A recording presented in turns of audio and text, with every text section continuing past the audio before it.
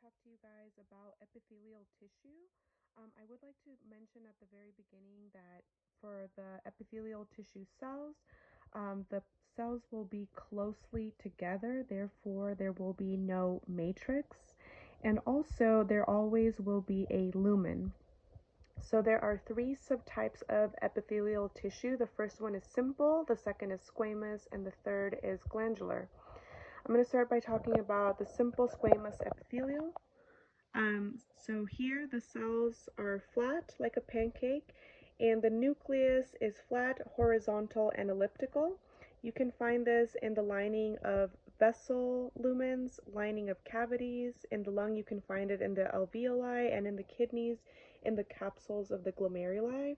Their function is for absorption and secretion, so they serve as a barrier, and because of its shape, that is flat, it's good for diffusion. The second kind is simple cuboidal epithelium, and here the cells look like boxes or cubes, and the nucleus is actually round and in the center of the cell.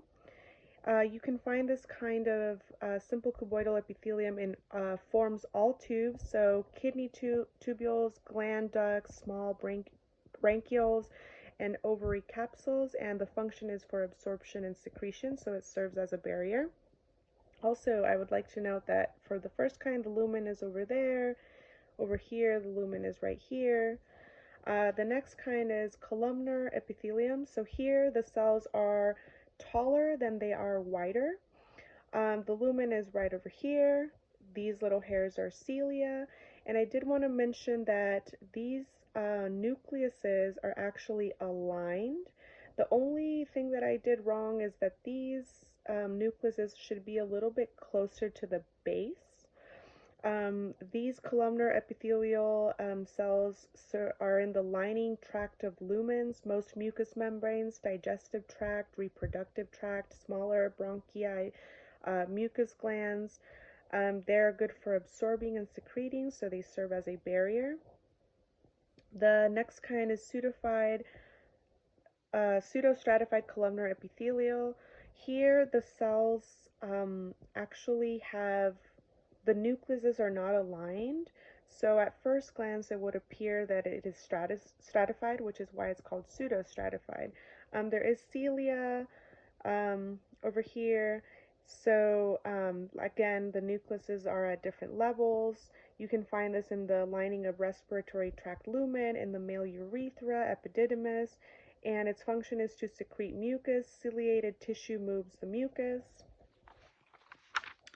The next subtype is stratified. So here we find stratified squamous epithelium.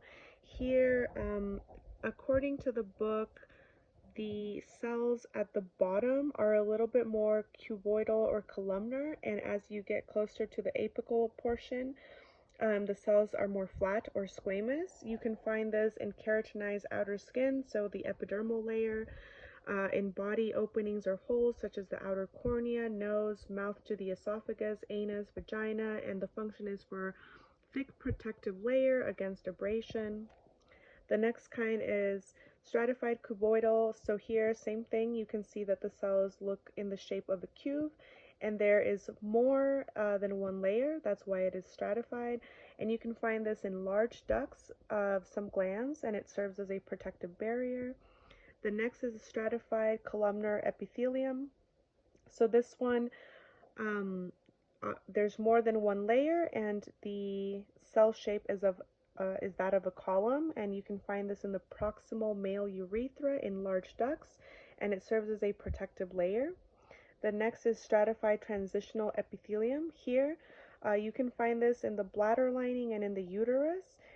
So the shape of these cells, when, for example, there is urine, is a little bit more squamous and kind of stretched out, versus when there is no urine in the bladder, it's a little more round. The next kind is, the next subtype is glandular. Here we have exocrine and endocrine. So for exocrine, we have sweat and gastric glands and salivary glands. The main function is for secretion externally or into lumen via ducts. And this ducts is very important.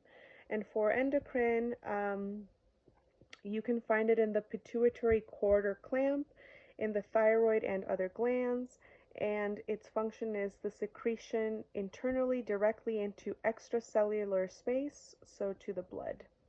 Thank you.